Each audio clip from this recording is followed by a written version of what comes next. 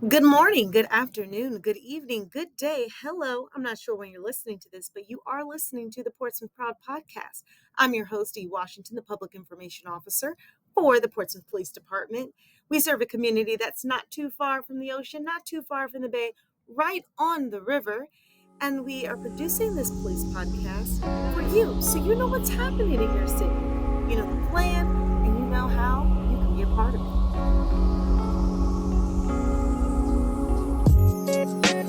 This is episode 1 of season 2 of the Portsmouth podcast, and we have a wonderful guest. We have Officer Michael Ringwood with us today. He is from 3rd Platoon. Thank you, sir, for joining us. Thank you for having me. Thank you. So before we get started or get into like the meat of the conversation, I'd just like to get a little bit of background information. So can you tell us, so where is Officer Ringwood from?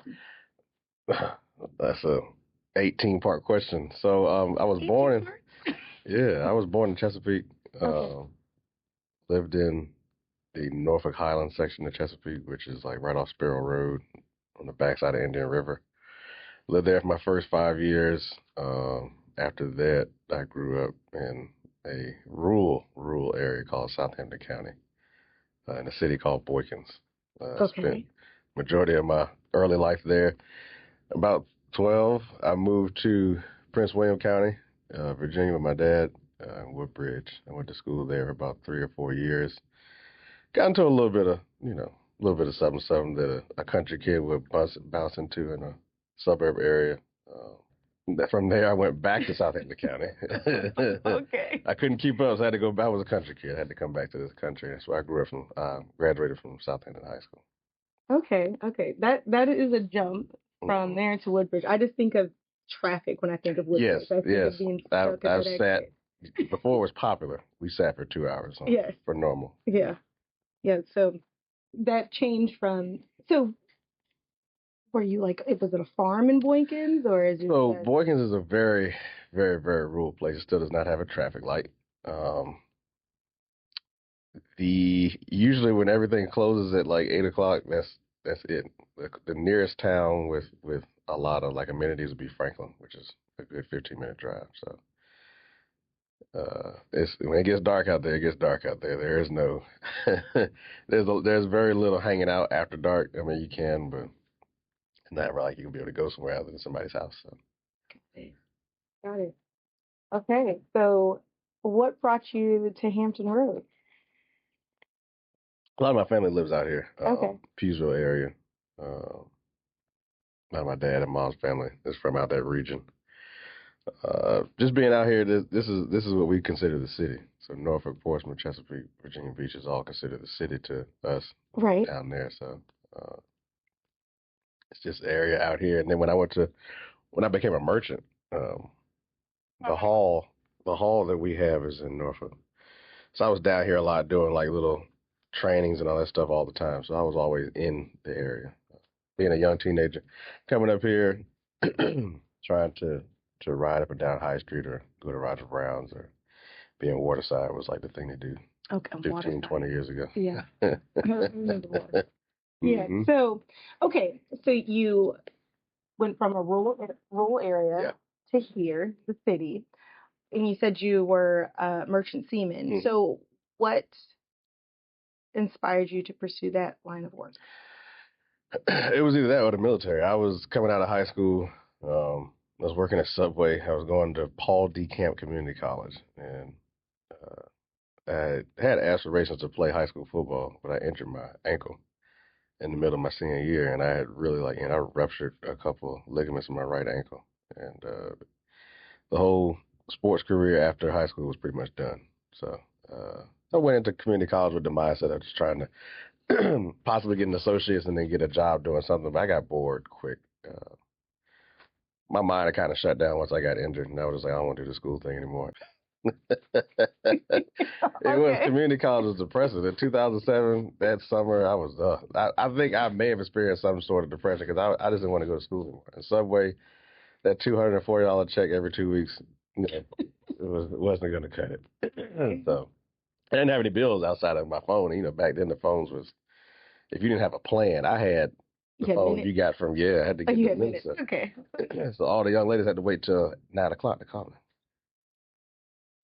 It was 9 o'clock. That's right. It moved to 7. 2007, it wasn't 7 o'clock yet. It was still 9 o'clock. It was still 9 o'clock. It didn't move to 7. I think until like maybe 2008 or 2009 Okay. ish. Well, that was good because it got you to think about what you wanted. You didn't need to talk to people before 9 o'clock. So. Yeah, and my grandma knew somebody that was in the merchants, so it kind of like got me started thinking about it. And I didn't know much about it before I really got into it. I just knew they worked on ships. But other than that, I knew nothing about it. So what exactly does a merchant seaman do? What is that career? A merchant is basically somebody that's going to be on the boat, maintaining the boat to move cargo from point A to point B. Okay. They really don't do much with the cargo unless you're on a ship that's, a fuel ship or like a grain carrying ship. They more so have hands on with the cargo. But as far as like containers and cars, stuff like that, the longshoremen take care of that for the most part. So you're just doing the boat, right? You're the boat, right? The boat and driving it from point A to point B. So you're on the ship when they're transporting cargo. Yes. Okay. So when the ships here at PMT, when they come in, majority of those are container ships. They pull the ship in, they make it safe for the longshoremen to come on and off, and then the longshoremen take it from there. They start offloading the containers and all that stuff. But they work with the merchants that are on the deck to work on stability, because you can't just stack the containers anywhere. They have to be stacked in a certain way where the ship can maintain stability and all that good stuff, because it's the weight of the ship that keeps it afloat, if that makes sense. Got it. So okay, it's built very weird. It's built to sink, but it's built to sink to keep it afloat, if that makes sense. Built to sink, but to keep it because a lot of people don't realize majority of the ship is underwater. Right. So okay, it's built to sink, but to sink in a way to keep it afloat. Okay. I do understand, but I couldn't explain it. But I do understand. I have a visual picture of what's happening. But okay, so you were a merchant seaman for how long? 8 years. 8 years. 8 long years. So then where does Officer Ringwood go from, what makes him make a transition out of the merchant? So when I came out, the young lady I was dating at the time lived in New York, and I was still here, and I was like, let me get out of here and experience something new. So I moved to New York for a little while. City or? New York City. Okay. I was in the Upper East Side of Manhattan, and that's not for poor people, because I was very, very, very impoverished up there. I don't know if that's the right word for it, but I was hungry. So we were up there, and she was going to school. She was going to NYU. Oh. And I became a mover. And movers can make, I was making a little bit of money as a mover, but I was beat down because the hours were crazy. Okay. And it's New York, so you spend half the day in traffic trying to move people's stuff. You deal with a lot of people that are very, very, very wealthy and have very bad attitudes. But it was fun. Traffic and moving, that would that would do it. Absolutely. Okay. So then after a little while, COVID hit, and I was like, well, I need something that's going to be a little bit more stable. So I kind of bumped into a gentleman that worked at Virginia Beach. And when you were in New York? Yeah. Okay. And he was like, you ever thought about law enforcement? I was like, no. And I had previous run-ins with the law, but nothing bad. I remember I being in Boston. Side note, I was in Baltimore in 2009 when I was a merchant. I had just bought my brand new car. I came down here and bought a car at a place called Driver's World, which is I don't know what it is now, but it's right off of the exit at Rosemont, that little dealership right there. When it came down, bought my car. It was a Nissan Altima 2009 with some 20-inch chrome rims on it. Couldn't tell me. The same night I bought the car, I was riding down the oceanfront, windows down. Mm-hmm. Got back to Baltimore. Beard and twist in place? No, I was bald headed. Okay. Well, I wasn't bald headed, close, because I was young. Okay. I still had a hairline. Now it's cooked. But I was Baltimore. We was playing football at an infamous place called Patterson Park. Anybody knows the Baltimore City knows the Patterson Park. I didn't know it at the time. I was new. But I was out there playing football. Patterson Park is one of the most notorious cities in the city of Baltimore. And had some guys that asked me for a ride home. So my stupid country self was like, hey, yeah, you guys can ride with me. So jump in the car. I literally go to pull out of the parking spot. My car is surrounded by police vehicles. Was pulled out of the car, was sat on the bench. I was sat on the sidewalk. Wouldn't give much explanation. They searched my entire car front to back. They even searched underneath the car. And the guy was saying that as I had out-of-state tags, they were just concerned about weapons moving in and out of the city. Oh, what year was this? 2009. Oh, okay. Okay, so you're young. You're like 19. 19, yeah. 19. Mm-hmm. Okay. I guess we can cut you some slack. Yeah, I wasn't Why doing did you let random people get in your car? Listen, I was 19, I didn't know it. I'm from the country. We gave everybody rides back then. You didn't think about it. Being in the large, drug gang-infested city as Baltimore, it wouldn't bother. I had no weapon. I had... Did they have stuff on? No, they didn't have anything on. Thank God. And my dad told me the same thing. He was like, "You're really lucky they didn't have anything on." Because that's what I was scared of. Like they had something. I just would have learned a horrible lesson that day. Yeah. But that kind of left a bad taste in my mouth about police. I felt like, you're pulling me based on this car. You don't know me. I'm covered in mud, so I can't be doing that much type of activity right now. I'm covered in mud, so. You're covered in mud? Why we was playing football. We was playing football in the grass.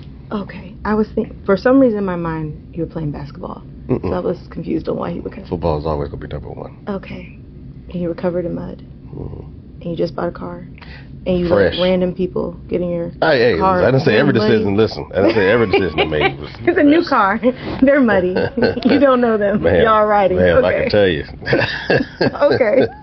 Haven't always been the sharpest. All right. So now you do that for 8 years. You get out. You meet someone from Virginia Beach. Yep.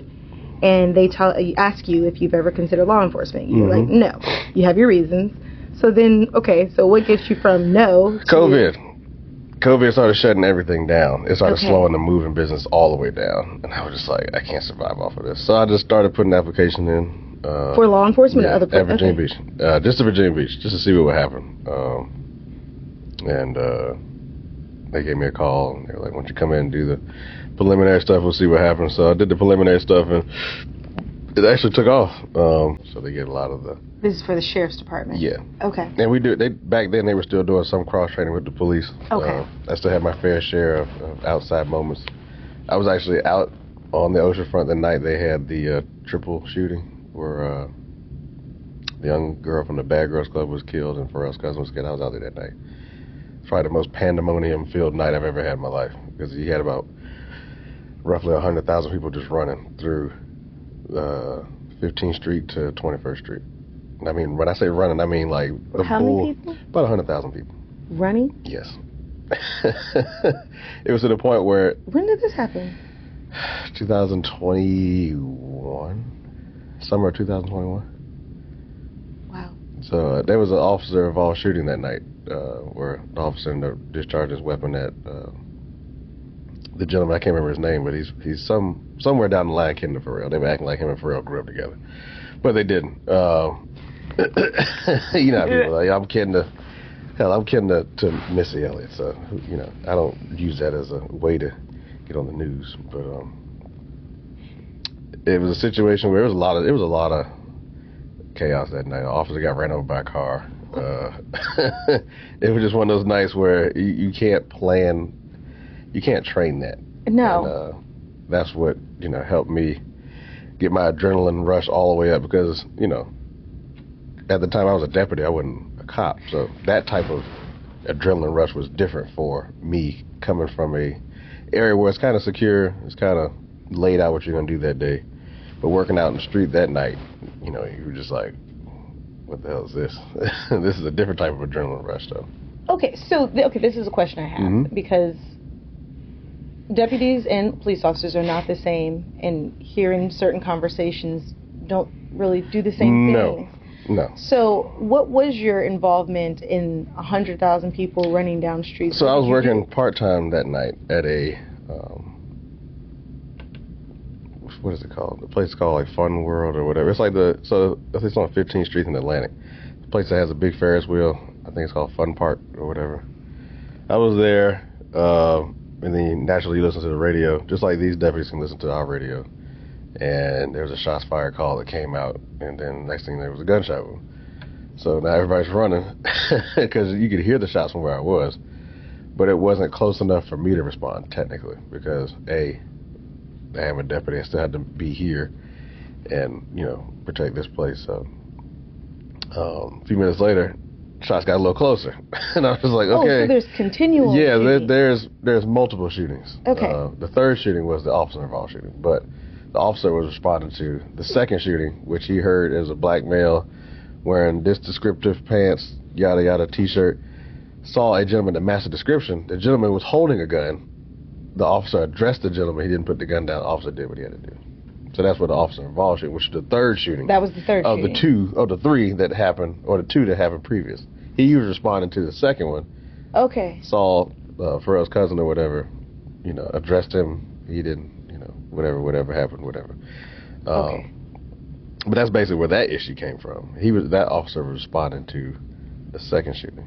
Got it. Which actually took the life of one of the girls in the Bad Girls Club. Just happened to be randomly running on the boardwalk and took a round to the head, and that was the end of her life. Yeah. So it was a wild. I want to say it was a wild night. It was a wild night. That was. What was going on that night? It was college beach weekend. So it was a lot of people down there anyway. Which is why I said it was roughly. So when it gets packed on the beach, you can barely see the sidewalk. Got it. Like back in those days, I don't know what it is now. I haven't been down there in the summertime in a while because I tend not to go that direction if I don't have to. Right. But it used to get to the point where they needed both departments out there, and they would borrow some of state police because there would be that many people out there. Like we had mandatory overtime where we were just out on the street walking the oceanfront. So you're talking about 175 of us plus they would have extra people come in from sheriffs and all, detectives and all that would come in to help. Texas? No, from detectives from the city. Oh, like, what is happening? So I'd be mumbling, girl, it's early. But they would have them come in to help because the flow was just so many people. Okay. It was more just at night, more so in the daytime, because it's hot as hell in the daytime. But at night, they needed all the help they can get because sometimes it could get rowdy. I mean, you have people that come from different areas. You have the Portsmouth and the Norfolks mingling. You have the Newport Newses mingling. Sometimes they don't always gel, and that's a lot of times where you get your trouble from. When the different cities come and they bump into each other, and I may know you from somewhere, I may not bang with you from here, yada yada yada, and then it starts, and then it just ignites like that. So. Okay, so this night there's a lot going on. Mm-hmm. And are you involved in doing anything there, or you're just... So at that point, as it got closer, it was just trying to render aid and see, if we had suspect information, none of that. The radio, I remember, was kind of like Scrabble, because there was so much going on. I think the city as a whole was kind of like confused on what was going on for a while. And then the pandemonium, because there was people running everywhere. So to find a suspect to match a description was damn near impossible because everybody's running. It's dark, so everybody's clothes are dark. Right. So right. That was a rough night. Okay, so that seems crazy. Craziness is happening. Yeah. But then you decide you want to be a police officer, so you don't look for something else. Well, see, I want to do something. At first, I was like, I don't want to do all that paperwork, because that's the thing people hear when you're in a law enforcement position, but you're not a cop, is you're gonna hate the paperwork. And I hate paperwork. I hate paperwork now, even though I'm being a cop. But sometimes it's necessary. Hold on, if you're in law enforcement, you're not a police officer. You don't do nearly as much. No, nobody does the paperwork that a cop does on a daily basis. It's just taking somebody into custody. You have to do the IVR. You have to do the PC. If they have any drugs on it, you have to do extra paperwork for that. Okay. If you put your hands on it, there's extra paperwork for that. So that it can turn into a 2 to 3 hour, sometimes 4 hour ordeal. DUIs are probably the longest paperwork-oriented thing that we do, where it can turn into a 3-4 hour evolution. In paperwork? Not just in paperwork, just but from start to finish. Oh, okay. Because you have to start the test when you pull them over. You have to then decide if you're going to, arrest them based on your probable cause. Then you have to take them downtown. You have to have an ABO meet you there so they can do the breath test, or either have them consent to the blood test. This takes a while because the ABO is doing something. You have to wait on them. Oh. And now time is ticking because you need to either get blood or either get the breath, because the time is ticking. You have to do it in a certain amount of time. And afterwards, you have to hope that nobody's downtown with somebody else because you're in line to wait for the magistrate. So now you're sitting there and it's a waiting game. You're just like, so you try to knock out other paperwork in the process, and it's just a lot. Now, where's during this, I'm going all over the place. Yes, but during this process, where is the person? The person. Detained, and usually, so they're not with you. You're not like. No. They have holding cells downtown. Oh, we put them in the holding cells, and usually they love it there because they're handcuffed from the rear, and they're attached to another bar, Okay. and they're also attached on the ankle. So they usually love that place. You have people come in and say, "Why you got to do all this for me?" I'm like, well, "Ma'am or sir, we do this to everybody." So whatever you get arrested for, you got to be tied up like that or bound in that manner. Okay. Hey. Okay. Hey, it's force of rules. I don't make the rules. This is what they tell us to do. So hey. Okay. Don't get arrested. So what was it? Why did you want to become a police officer? What made you? It was more so a need. I was just tired of the jail life. When you're in jail like that, you're kind of serving time with them.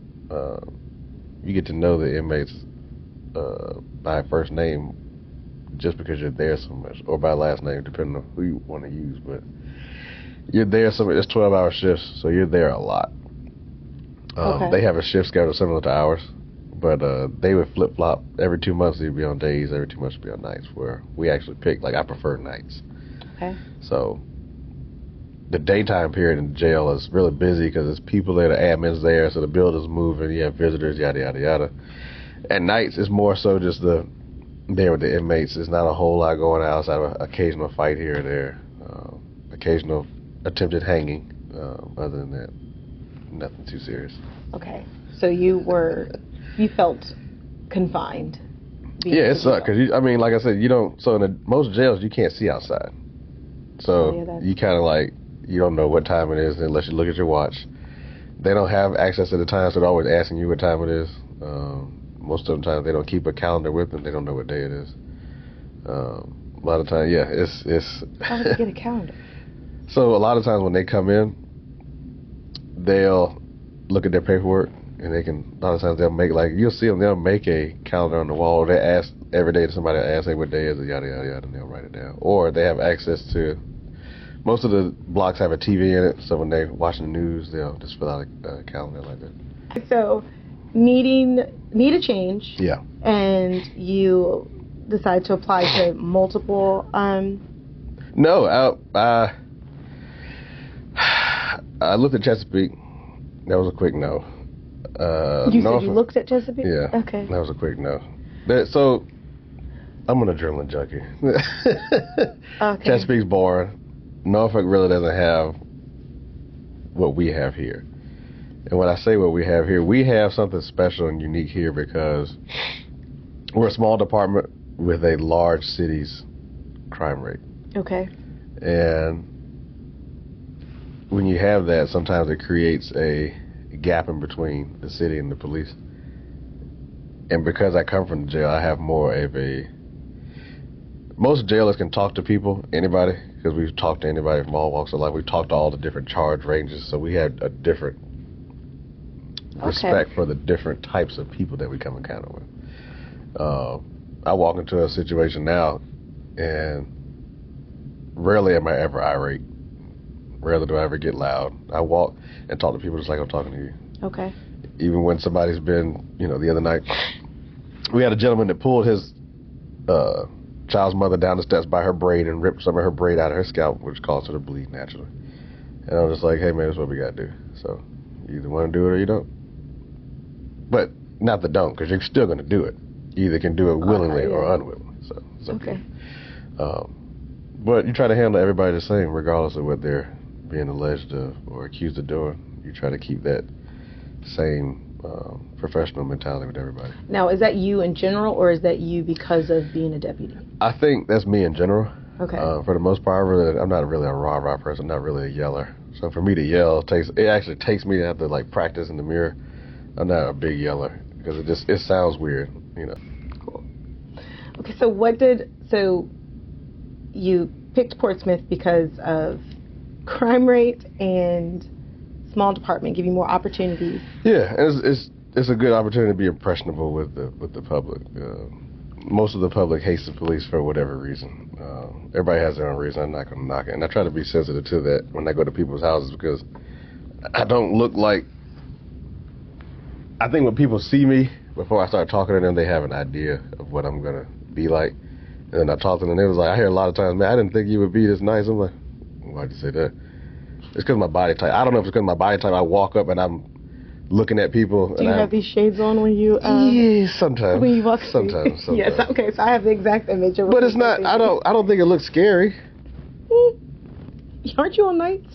Yeah. You walking in? No, I'm at shades. I can't see at night. Oh, okay. I roll past people's houses all the time. I had these shades on. But I try to, like I said, I try to be gentle as much as I can. If I can't be gentle, then I can't be gentle. But I try to walk into every situation respectful to everybody, is as much as I can be. And I say as much as I can be sometimes because every cop will tell you there's a time when you have to do it and do it now. But if that isn't the type of situation that we have, a lot of calls that we get, every police officer here has been to a domestic dispute. And the dispute doesn't always mean that violence took place. A lot of times domestic disputes are the two parties are arguing and either she wants him out or he wants her out. But if they live together, there's nothing we can do about that. You have to go downtown and, do your own due diligence and evict that person. And a lot of times we go to the same houses for the exact same thing 3 or 4 times a week. To the point where we know these people by name. Okay. There's a lot of folks that I see in court or in Walmart or wherever I am. I see them, how you doing, officer? I'm just like, hey, how you guys doing? In the back of my mind, I'm like, I'll see you in a couple of days. So, don't be speaking to me. Oh. I'm going to see you in a couple of days. Jesus. But I don't ever discourage anybody from calling us. What I would like to see more of is people learning how to communicate. Because that's the biggest issue that I see amongst all the things that we go to. Outside of maybe a robbery. Communication is probably the root of most of the stuff that we go to. Most people don't know how to communicate. It starts an altercation. From there, it turns into either a gunshot wound or a domestic dispute, or it turns into more than it has to be because people can't communicate. That's true. And then that's why I try to make sure that they understand us when we get on scene, because if we come on scene and they're already, and the people that we're coming to see are already up here, right, if we come in up there, it's going to do nothing but get worse. So I try to come in down here. Hey, what's going on? Can I help? What's going on here? If they shove me away, then I have to assert myself back into hey, I'm back here. I'm still here. See that car over there? Lights flashing? Yeah. That means we need to talk. So so domestic dispute, no one's getting arrested. It depends. What? It all depends on the conversation that we have, because the dispute is determined by what they're telling the dispatcher. So the dispatcher is putting it in as a dispute because a lot of times the dispatcher will say, well, has there been any physical activity, any physical violence to you? And the party will sometimes say no, and then when we get there, yes. So then if they allege that they were assaulted, we're going to make an arrest. Got it. So violence does have to be alleged. Yes. If we get there and I see that your eye is black and your nose is bleeding, I don't really have to ask you. Right. So, it's easy to go ahead and snatch them up like that. But a lot of times in the city and in general, I think places in general, you have people that love their partner a little too much to the point where they will take abuse if that means that their bills can be paid or their rent's paid or they're taken care of. And that's unfortunate because we do run into a lot of that where you'll see the person, you can tell something happened, but they're not telling you. Right. And I can't force you to be a victim. I think that's the side of the job that sucks because something's going on, but you can't prove it because you don't have a victim. Got it. And so a lot of times, a lot of domestic disputes really are called in by people's neighbors.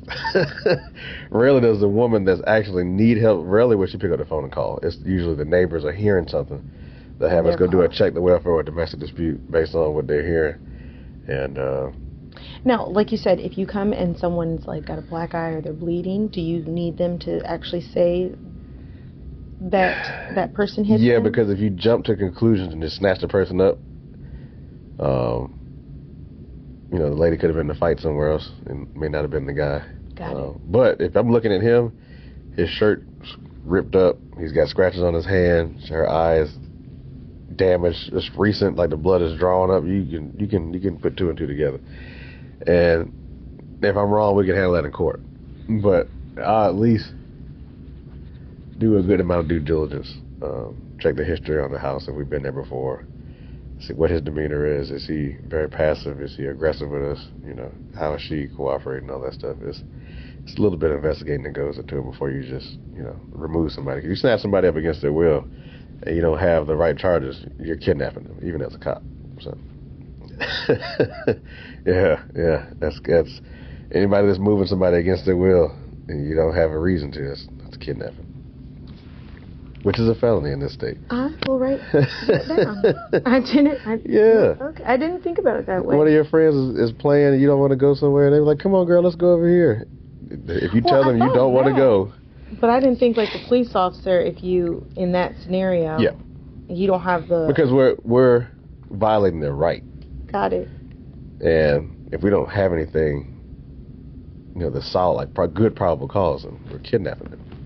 So we need to have a reason to bring you downtown. Got it. It has to be a reason that the magistrate would, then agree to saying, okay, I deem this probable, or I deem these charges to be granted. What if you had like a charge, or you take them to the magistrate and then they reject it? Or that's on the magistrate. But as long as you had a charge. Right. Okay. So now what we do is we just do our best not to get sued, and hey, you want to ride home? Oh, okay. Because I have cooked. Thank God for PBA and all that good stuff. But every now and then it does happen where you see it, but the magistrate doesn't see it on the paper. Got it. And sometimes we have something in our heads, we can't always articulate it on paper as good as we would like, but we can see it in our mind. Right. And the other officers can see it because we're cops. But the magistrate, they're magistrates. They're not police officers. Right. They can't see what we're seeing. We're trying to articulate in a way where it would fit the code, but we can see it. We know it's wrong. We know it's a crime. But it doesn't always meet what the paperwork says they have to do in order to grant the charges. So. Right. Okay. So when you made that transition from sheriff deputy to police officer, did you have to... Go to an academy. You did? Yeah, I had to do another one. Had to do another one. Okay. Yeah, that was hard because I was old then. I was 30, in the 30s. In the 30s, the bones don't bone like they used to bone back in the day. So now they're more inclined to swell or break at this age. Yeah. Did that happen to you? No, but I was swollen. I was swollen a lot. What? Okay. You seem like you're pretty fit. Mm-mm. You're not? Mm-mm. You ever seen a used car at, shined up, look real good till you take it off the lot? Like got smoke coming out and everything. Oh, no. Oh, no. Okay. So you had to go to so you had the training, Virginia Beach does their own training? Yeah, they had their own, yeah. And then you go to the regional for here. Yes. And what was different about it? The traffic coming back. Oh, I hated it. You'd be tired, getting beat on all day, and then you had to sit in the hour of traffic. It was, but it was good. I mean, a lot of the people. Now, is the academy 5 days a week, or is it 6 days a week? 5 days a week. 5 days a week? Every now and then they have something on the weekend, but it's not often. And what time do you have to be there? Is it like I think it starts at 7.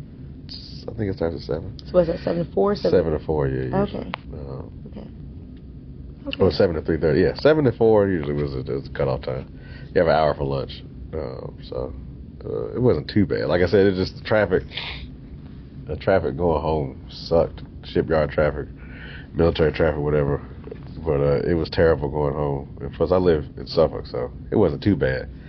It was just annoying to sit in traffic because coming from the DMV, you sat in real traffic, but that taught you not to like traffic anywhere else. So it did. The academy was a fun experience. It was a big academy compared to the beach where it was 13, 14 of us. Now there's 85 of us. Right. Right. And I enjoyed seeing people drop like flies or whatever. Because I mean, if you haven't been to a police academy, you're like a fish out of water. Why? What is it? Especially for someone coming from law enforcement already, how is it different? You already know what to expect. The difference in the sheriff's training and hours, especially in this region, is the amount of information to soak up. Okay. There's a enormous amount of information that you don't know. The law side of everything changes it because we do adult law, juvenile law, everybody's law.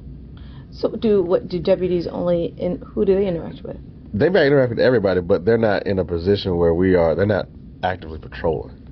Okay. We're actively patrolling. Okay. So if the deputies run into something out there, they're going to call us because we're the patrollers for the city. So unless they're taking on a situation where there's active shooter or something where they have to respond now, they'll respond to that, but they won't be able to investigate it. That would come from us. Got it. They won't actually be able to pursue, into the other nuances of how that takes place without us being present. So what they would do, like they say a situation where they have a suspect for a murder or something, they got them pulled over for whatever reason. Then they would call us. They would hold what they got, but they would call us because we're coming to take over. Yeah. Okay. Because that's our forte. It's like we wouldn't go down to the jail and be like, all right, I need this. We don't do that. We go to the jail. This is what y'all's. Well, this is a good time to take our first community break, and when we return, we'll talk more with Officer Ringwood about some of the challenges of being a police officer and some of the rewards of being a police officer. All right. Are you considering a career in law enforcement? Sign on today as a Portsmouth police officer and receive up to $1,500 if you're already Virginia certified. We offer a $1,000 allowance for a bachelor's degree and a $500 allowance for an associate's degree on top of your base pay. Officers can also earn additional income on time spent in court and at community events. Visit our website at portsmouthpd.us for more information on how to apply.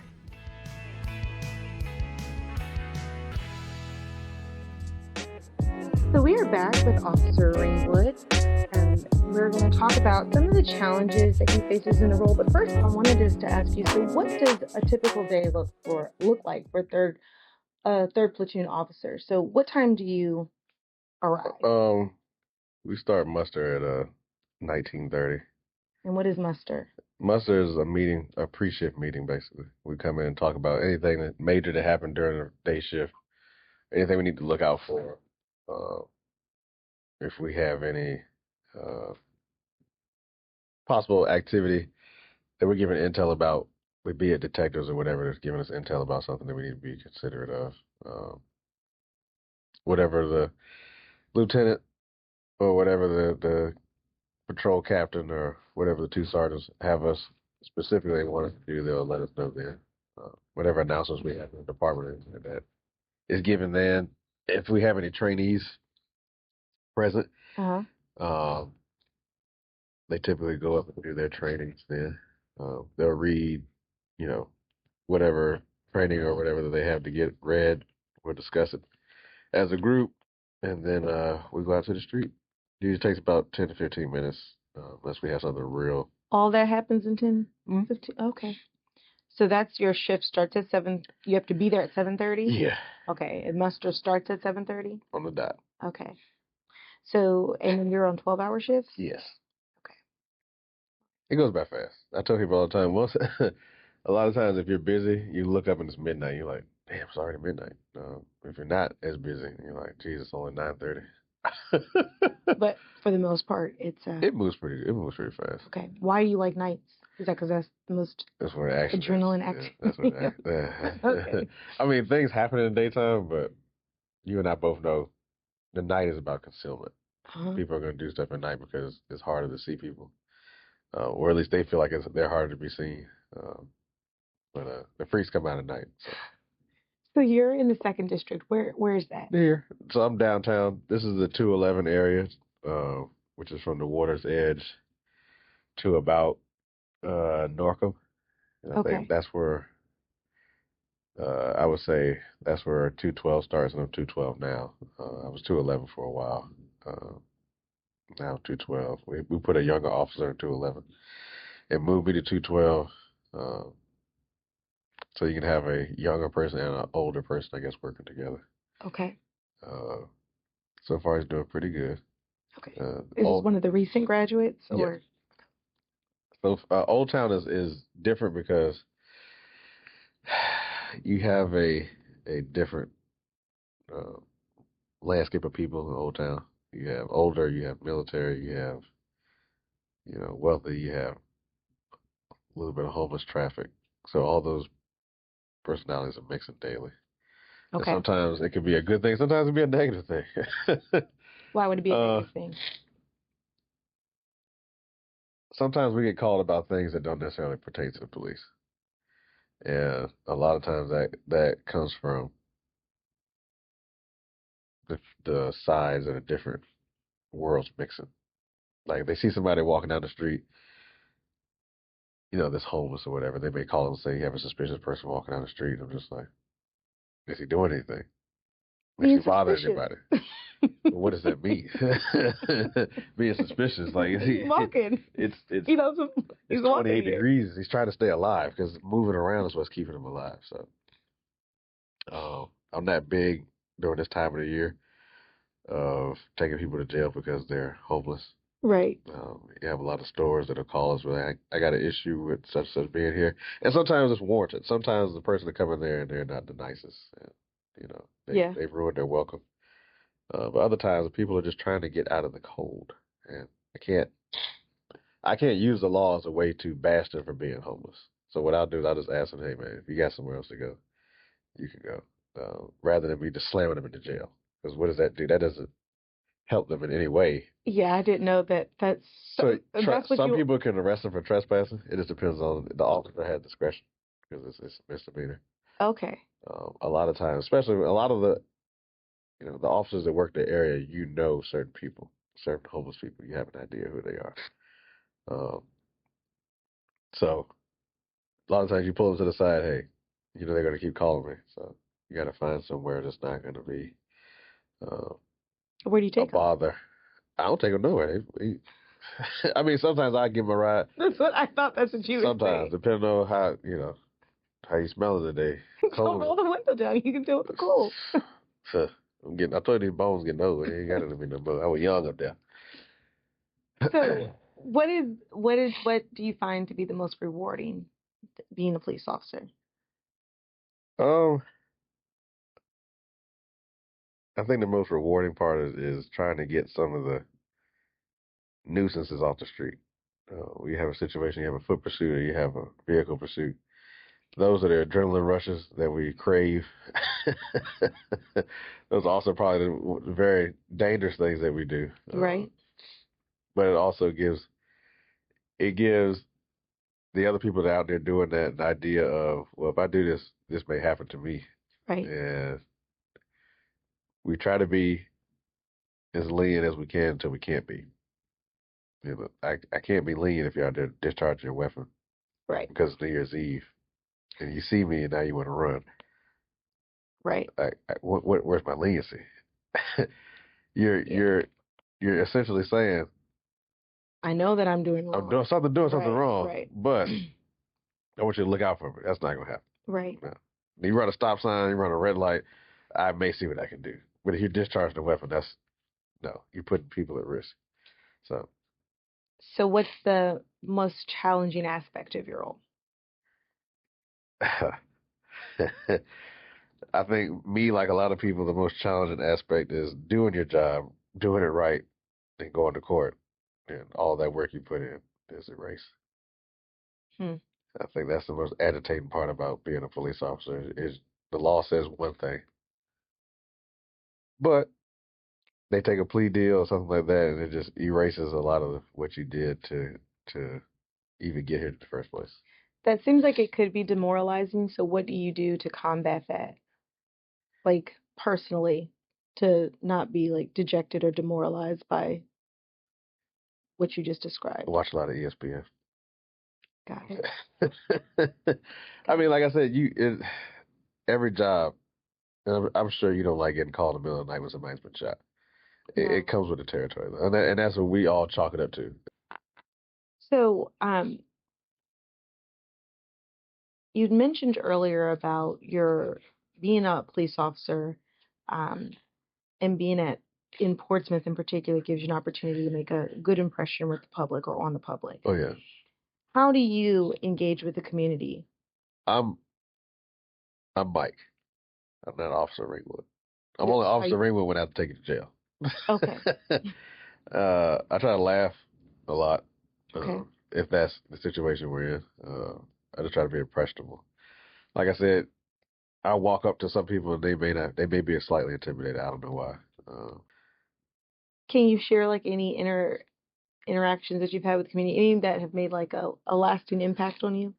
Yeah, there was a young lady that came up to me a couple months ago, and we go to so many calls, and sometimes you just forget. I'll recognize a face, but I'll rarely ever remember what happened unless it was like traumatic or something like that. There was a young lady that came up that her husband had threatened to hit her in the head with a pistol, and then I think they had fought prior to me getting there. So I just gave her advice on what she could do because she didn't necessarily want to press any charges at that time.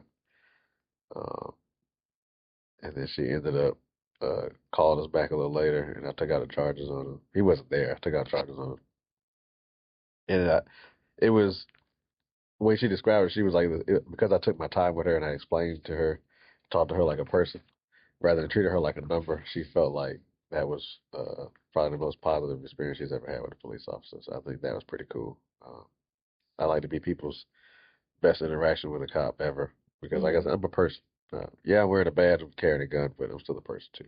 Right. So I think sometimes some of my coworkers and just law enforcement in general, we have to be more of the status quo than we are ourselves. And I think it's better to be yourself and let that be the status quo than to actually be what you think a cop should be like. You don't have to be, staring at people all hard. That doesn't do anything. I tell people all the time, you're looking at me hard. I'm not nearly intimidated as you think I am. So Okay. a lot of people had never been in a fight before, and when they get out, and you can see because they'll walk and talk a certain way. You don't have to do that. Be yourself. Okay. Well, how do you communicate that to younger officers? Because there's a variety of. I tell them all the time, be yourself. Don't be because if you plan on doing this a while, people will get to know you. Okay. I'm one that I am impressionable with everybody. Okay. And I'm loud, not loud in a way where I'm yelling, but loud in a way where you can hear my personality. Okay. I'm gonna have fun when I can, but I'm also gonna do business at the same time. I can be talking to you and laughing and joking and still take these charges out on your ass, but we're gonna have a good time in the meantime. And I've done that and people have respected me. You see him in court and all that stuff, like, hey man, I know you had to do what you had to do. I said, man, look, I'm sorry about that, man, but you can't have these guns in the car. That's what you. Yeah, I can't have these guns in the car. You're a felon. But we're gonna, yeah, I was watching Martin last night too, because you got to be you got to be impressionable because you never know when you'll need somebody else. There's oftentimes things that happen, and I'll see somebody out and be like, hey man, what happened with so and so over there at the spot? And they'll tell you information that's useful because of that interaction they had with you beforehand. That's true. That's helpful. Yeah. It's very helpful. Yeah. You have to see the long game. The long game is if you're walking around and you're being aggressive with everybody you come in contact with, nobody's gonna want to work with you. Yeah. So how you gonna move up and go into the bureau when don't nobody want to talk to you as a cop? They ain't gonna talk to you as a detective because they already hate you.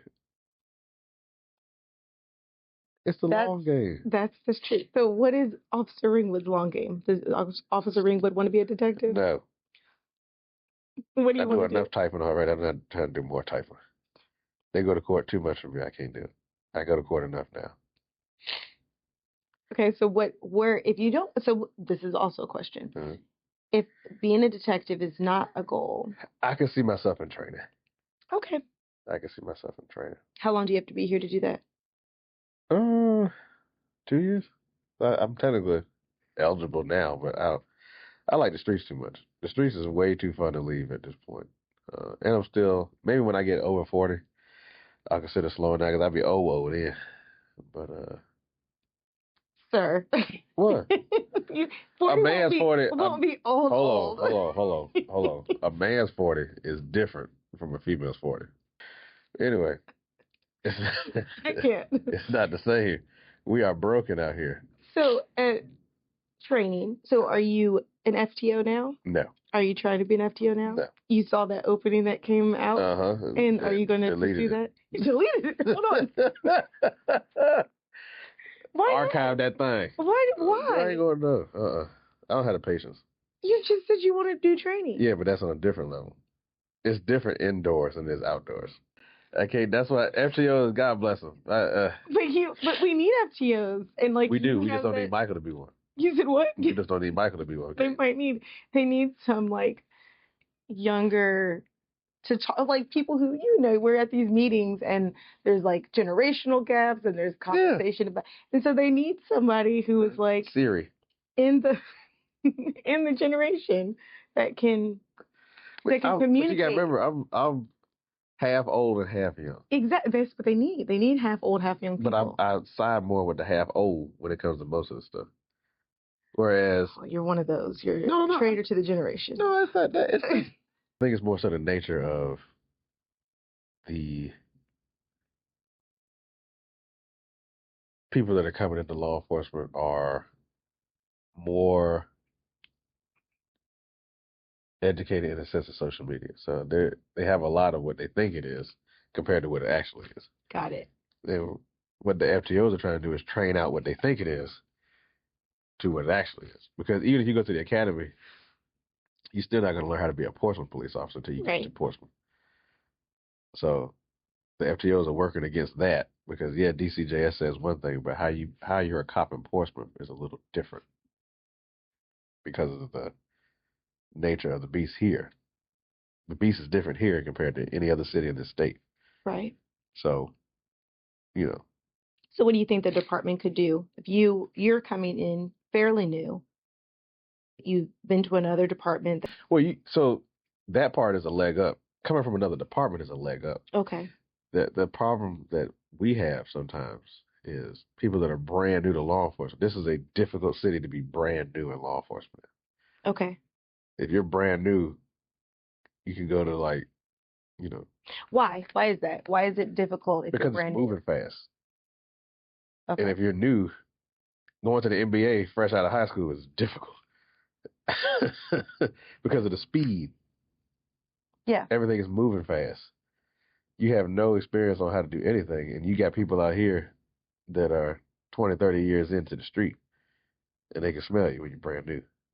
They know you new. They can tell by the way you're moving around, how your boots shined up, uniform not wrinkled, lips ain't crusted. They know you new. They know when I get on scene, I'm ashy, hands already white. Know I've been around a while. That's ridiculous. That's ridiculous. What you mean? Why? So you got to remember, they're looking at you up and down. Okay. They look at the haircut. You see my beard ain't been trimmed in weeks. They know I've been around. They can tell. Okay. They can tell by the way you interact. Okay. If you're standoffish, they can tell. Oh, he knew. They ain't never seen you before. Oh, he knew. They know me. I'm the thick neck guy. Okay. I can't fit nothing. That's how they know me. That's how they know you. But just know this ain't for looks. Put the hands on you. That's what I told you. Into the car. And that's why you're intimidated. No. But we don't. So a lot of times I try not to get to that point. Oh, okay. But they know. Yeah. Right. They know. They already know. Yeah. They know. Right. Okay. So we're coming to the end, but you've been an officer. You've been in law enforcement for like 5 years, 5-6 years. We've kind of been talking about some lighter things, but have you had to work murder cases or anything like that? As far as working them, yeah, I've been to a handful. And when you had to go to your first one, how was that? My first call in Portsmouth was a overdose, an actual overdose, not a partial one. Where we gave him Narcan, he wakes up. This guy been dead for a while. He was sitting in his truck on Chestnut, and it was 8 o'clock in the morning. Guy was sitting in his truck, been dead for a while. You gave him Narcan? No, we gave him nothing. He was dead. Oh, I thought you said. No, usually you give the person OD, you give him Narcan. He was long gone. When I say long gone, I mean when you touched him, he was like an object. Got it. So, okay. He was long gone. Narcan did nothing for him. Well, that's what I thought. I thought you said he was dead for a long time. Then we gave him Narcan, and I was like, that's what? just overkill. Okay. You done wasted it now. Like what? They could have used that on the living. But the only thing that I think may have stuck with me for a while, excuse me, we had a call. I want to say it was in March or April. It was an infant. That's probably the most difficult thing as a dad. Yeah. He had an infant death, 6-month-old. We were doing CPR on her, and she was already gone, but we still had to do what we had to do. We still got to do CPR until medics get there. Because we can't, even I can look at you and tell that you're dead, but I can't say you're dead. Right. I cover the medics. So, just put your hands on that baby. I kept seeing the baby in my dreams and stuff like that. I was still, like, daydreaming to see the baby. Because I was, doing the little chest compressions on the child. Doing an infant, you more so doing chest compressions like that. And like I said, trying to clear her mouth. What happened? With so drew it up to the parents that called. I want to say that they last saw the baby alive around 11 o'clock that night. This was like 6 in the morning when we got the call. Respiratory arrest for an infant. And they were sleeping on their parents were young, like 19 to 20. They were sleeping on a blow-up bed, and I don't think it was fully inflated. The baby was laying on its stomach, so it suffocated. And it was just sad. Mom and Dad, once the EMS had declared the baby deceased, it was a rough scene for a while. So what did you do to process that or get over that situation? SWAT school. SWAT school? It started maybe a week later. Oh, okay. Yeah, so it got beat out of me. But but it's it's one of those things that comes with the territory. You just try to move on from it. So what made you decide you wanted to do SWAT? I'm assuming you wanted to do that before that happened. Yeah. Okay. So what made you decide to do that? SWAT is good for all adrenaline junkies. Okay. It's one of those things where when everything's gone to hell, there's only one team that you can call in to deal with that, and that's who they are, or who we are. We're who you call when it don't look good.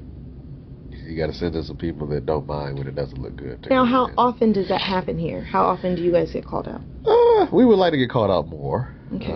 It's happened more of late, but that comes with the territory of what we're dealing with. And does the chain of command feel that it's necessary for us to come out? It's not always necessary for us to go out, but when we get a chance to go out, we try to go out and be as professional as we can. Okay. And so, do you have any other collateral duties? No. So SWAT? SWAT is it. Okay. And so, you said you didn't want to be a detective, but would you do fugitive apprehension or something like that? No. You said no to that too? No, I mean, I would consider that. Okay. But they still do a good amount of typing. Okay. It's literally 5-6 minutes of fun. You won't have typing to do with SWAT? If you go out, y'all don't have to type anything? That's for the people in charge, not us. Oh. There's a low man on the totem pole. Got it. All I do is just carry heavy stuff. Okay.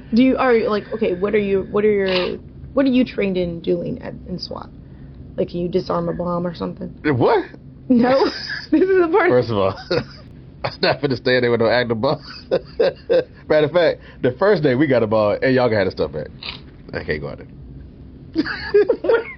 What are you going out there for? Oh, I'm not. If they got a bomb, I ain't going. I'm saying, what other situation are you going out there for? Anything involving bullets, stuff like that. Okay, Somebody so got a barricade, So SWAT, does SWAT, if there's a bomb, does SWAT react? Yes. If we get called out. If you get called out, you get called out to that. Are you fighter trained? I would like to go to, breacher school. Everybody wants to be a sniper, but that's boring. Definitely have me laying in no poop. You want to go to breacher school? Yes. What is that? That's when they knock on the doors down? Okay. I didn't know that you go to school to do that. Yeah, it's an art. Okay. I believe it. I didn't know if everyone did that in SWAT. So when will you do that? Whenever they tell me I can. Do they tell you, or you got to ask them? No, they'll tell you. Oh, okay. What advice would you give to a young person interested in becoming a police officer? Be yourself. I think I would start there. Be yourself. There's going to be times you have to make decisions. You have to live with them. Okay. I would tell any police officer that. Live with the decision you make, and just make one. A lot of people sometimes struggle with the actually making the decision part. If it's wrong, we'll deal with it then. Okay. But make a decision. And what about, so that would be for a young officer? Yes. What about someone interested in becoming an officer? That's all. So, they're not an officer yet, not even in law enforcement. I think I would critique the conversation based on their background. Your car might get shot up. We're not going to tell nobody that, but it's the truth. Okay. Garbo didn't come to work and that night realize his car was going to be shot 2 or 3 times with a rifle. Okay. We didn't have the intent of the gentleman running down my area, which is literally, he was 2 blocks up the street from here,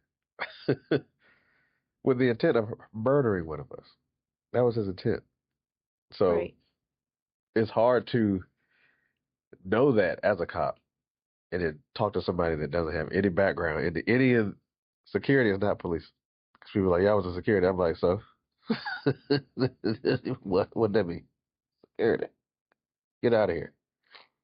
Or the new one is I was military police, child police. That's not police. What makes us police is what we do daily. Okay. That's quotable. What you do daily. Yes. Okay. Because you got when they leave, they got to put their gun in a box and give it to somebody. Bye. And right by the bed. Okay. They go in the shower and everything. Got its own soap bar. Okay. But that's like, you don't meet. What I would tell somebody to do, you don't meet people with a smug look on your face. Okay. You meet people where they are. If I walk up on a young lady, I go to her house, she's crying profusely, I'm not going to be like, hey, look at me, I got to talk to you. No. You sit down, you sit next to her, you have a conversation with this young lady. You try to find out what's going on. But you don't poke at it. When she's ready to talk, you talk. And where'd you learn that? In the jail. Okay. No tricks like that in the trade. I mean, and just being a person. A lot of life experience plays a part when you're a cop. If you don't have any life experience, you're going to struggle, especially in this city. Jesus. You're going to see a lot of stuff, and a lot of the hires that we get that are suburban have never seen roaches in somebody's house. They've never seen trash everywhere. They've never seen kids playing in trash. That's a wake-up call if you've never seen that. Well, sir, I want to say thank you so much for joining us today. Do you have any final thoughts that you'd like to share? No. It's been fun. I hope to stay and retire here one day. Okay. Keep the main streets safe. Just try to keep on keeping on. Stay motivated. Any new people that we're hiring, just I'm a sponge. What little information I do know, I give it to you. Work towards being an FTO, then go to training. No. Yes. Well, thank you, Officer Michael Ringwood, for joining us today. And for those who are listening, remember that this is your city, this is our city, so let's do something to make it great.